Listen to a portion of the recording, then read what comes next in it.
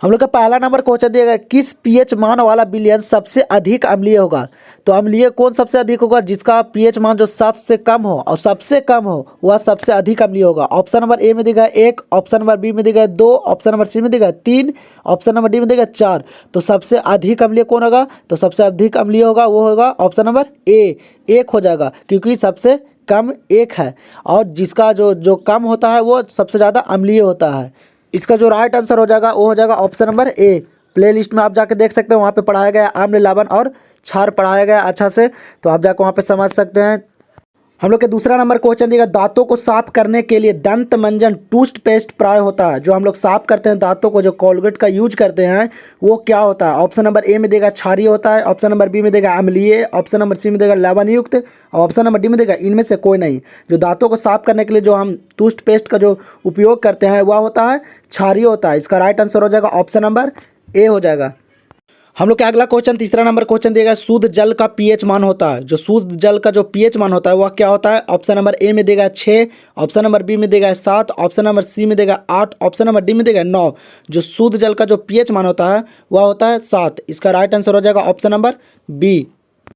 हम लोग के अगला क्वेश्चन दिया गया, चौथा नंबर क्वेश्चन दिया, काली चूना का रासायनिक सूत्र है। जो काली चूना है उसका रासायनिक सूत्र क्या होता है। ऑप्शन नंबर ए में देगा CaOH2, ऑप्शन नंबर बी में देगा CaCO3, ऑप्शन नंबर सी में देगा CaO, ऑप्शन नंबर डी में देगा Ca*HCO3*2। जो काली चूना का जो रासायनिक सूत्र होता है वह होता है CaO। इसका राइट आंसर हो जाएगा ऑप्शन नंबर सी।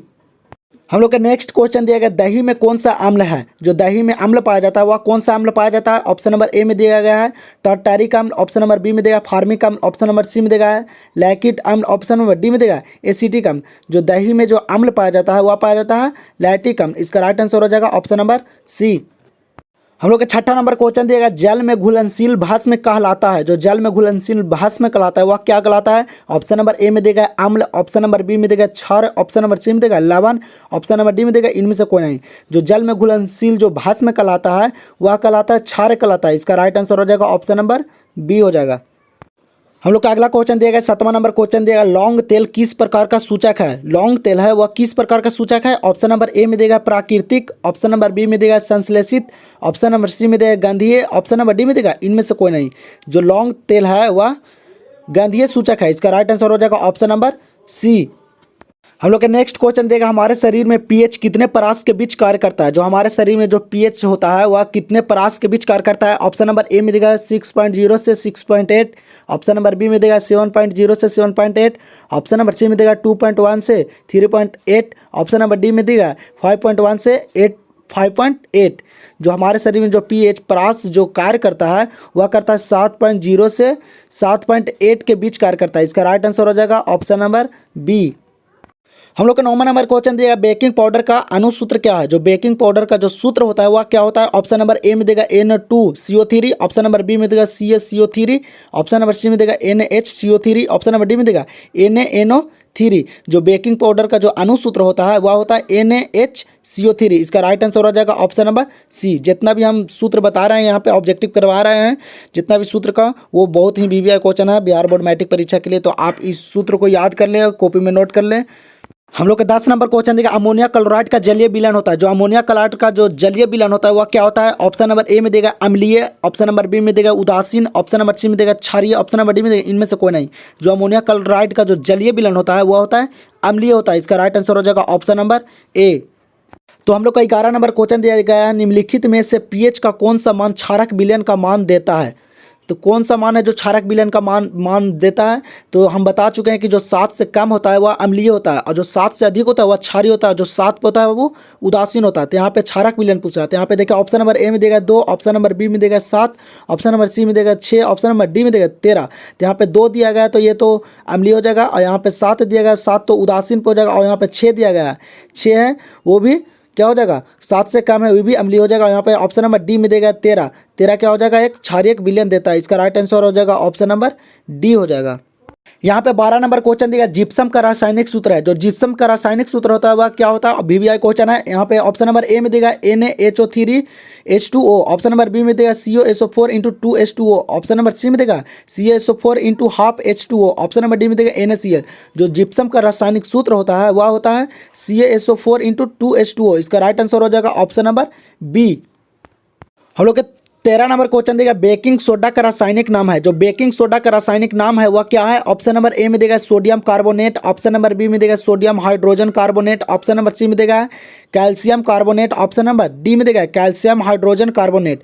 जो बेकिंग सोडा का जो रासायनिक नाम है वह है सोडियम हाइड्रोजन कार्बोनेट। इसका राइट आंसर हो जाएगा ऑप्शन नंबर बी।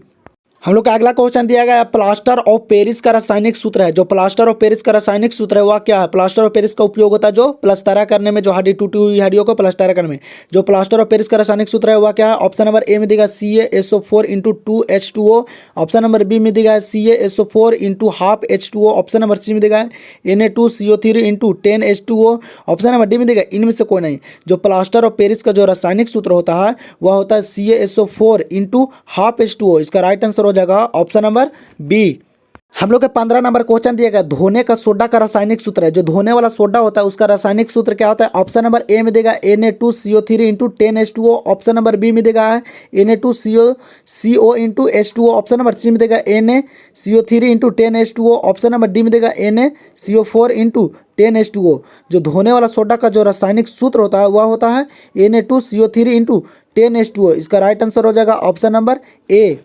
जितना भी रासायनिक सूत्र बताया जा रहा है उसको अच्छे से याद कर लें, नोट कर लें, क्योंकि बिहार बोर्ड मैट्रिक परीक्षा में 2 से 3 क्वेश्चन ऑब्जेक्टिव में रासायनिक सूत्र से पूछे जाते हैं। हम लोग के 16 नंबर क्वेश्चन दिया गया एसिटिक अम्ल का प्राकृतिक स्रोत निम्नलिखित में से कौन सा। जो एसिटिक अम्ल पाया जाता है वह किस में पाया जाता है, ऑप्शन नंबर ए में देगा संतरा, ऑप्शन नंबर बी में देगा सिरका, ऑप्शन नंबर सी में देगा इमली, ऑप्शन नंबर डी में देगा टमाटर। जो एसिटिक अम्ल पाया जाता है वह पाया जाता है सिरका में। इसका राइट आंसर हो जाएगा ऑप्शन नंबर बी हो जाएगा।